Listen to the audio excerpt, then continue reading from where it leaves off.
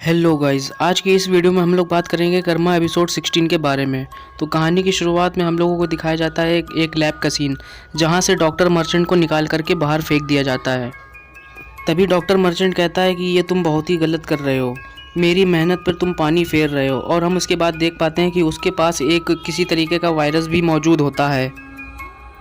और इसके बाद सीन चेंज होता है और हम लोगों को उसके घर का सीन दिखाया जाता है, जहाँ पर वो अपने घर पे आया हुआ होता है। तभी हम लोग ये देखते हैं कि वहाँ पर कोई और भी इंसान मौजूद होता है। वो इंसान डॉक्टर मर्चेंट से कहता है कि तुमको मुझे वो वायरस भेज देना चाहिए और मैं तुमको अच्छी कीमत दूंगा उसकी। तभी डॉक्टर मर्चेंट कहता है कि मुझे 2 करोड़ रुपए चाहिए उसके लिए। वो उसकी इस मांग को सुन करके वहाँ से चला जाता है और डॉक्टर मर्चेंट को कुछ भी नहीं कहता।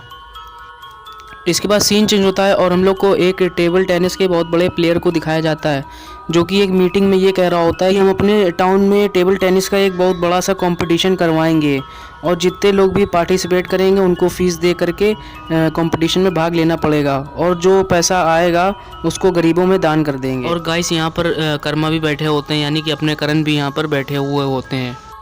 इसके बाद सीन चेंज होता है और हम लोग को मिनाल दिखाई जाती है, जो कि किसी रेस्टोरेंट में बैठी हुई खाना खा रही होती है। तभी वहाँ पे डॉक्टर मर्चेंट आ जाता है और उसकी बात ना सुनने के मारे वो करण को बुला लेती है अपने पास।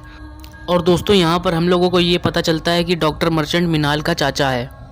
इसके बाद सीन चेंज होता है और हम लोग को करण दिखाए जाते हैं, जो कि टेबल टेनिस वाला मैच खेल रहे होते हैं और उनकी परफॉर्मेंस काफ़ी अच्छी होती है। तभी हम देखते हैं कि वहाँ पर डॉक्टर मर्चेंट भी आ जाता है और वो फिर से मिनाल के पास दौड़ करके चला जाता है और वो मिनाल से कहता है मुझे तुमको कुछ ज़रूरी बात बतानी है, लेकिन मिनाल उनकी एक भी नहीं सुनती।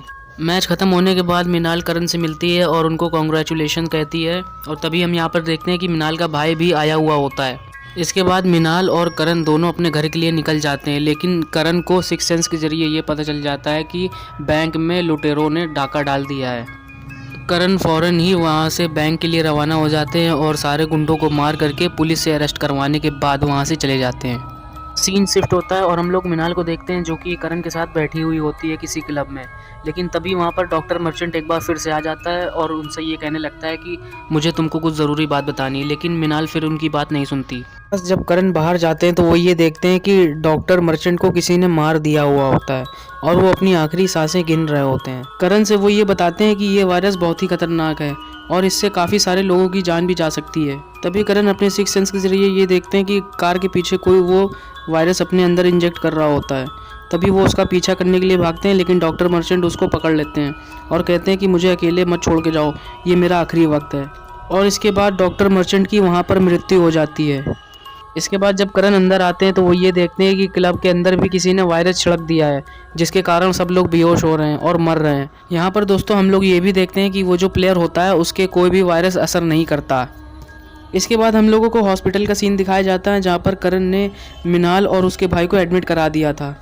और तभी हम यहाँ पर ये देखते हैं कि वो प्लेयर भी आ जाता है और करण से कहता है कि मिनाल को और उसके भाई को मैंने एडमिट कराया। अब कहीं ना कहीं करण के मन में उसके खिलाफ एक शक बैठ गया था, क्योंकि मिनाल को और उसके भाई को करण ने एडमिट कराया था और वो उनसे झूठ बोल रहा था। इसके बाद हम ये देखते हैं कि मिनाल अब होश में आ चुकी होती है और करण उससे ये बताते हैं कि डॉक्टर मर्चेंट का किसी ने कल रात कत्ल कर दिया। और अब वो यहाँ पर अफसोस करती है कि मुझको अपने चाचा की बात सुन लेनी चाहिए थी, लेकिन उसने नहीं सुनी। अब उसके पास अफसोस करने के लिए कुछ भी नहीं था। इसके बाद सीन चेंज होता है और हम लोग को करण दिखाए जाते हैं, जो कि समुंदर के किनारे होते हैं और वो ये देखते हैं कि सारी मछली मर गई हैं, क्योंकि समुंदर में भी किसी ने वायरस छोड़ दिया होता है। तभी वो ये देखते हैं कि दूर बोट में कोई चिल्ला रहा होता है, जो कि एक पूरा ग्रुप होता है। वहाँ पर भी किसी ने वायरस छिड़क दिया होता है। इसीलिए करण अपना कर्मा वाला रूप लेकर के उनको बचाने के लिए चले जाते हैं और वो उनको बचा भी लेते हैं।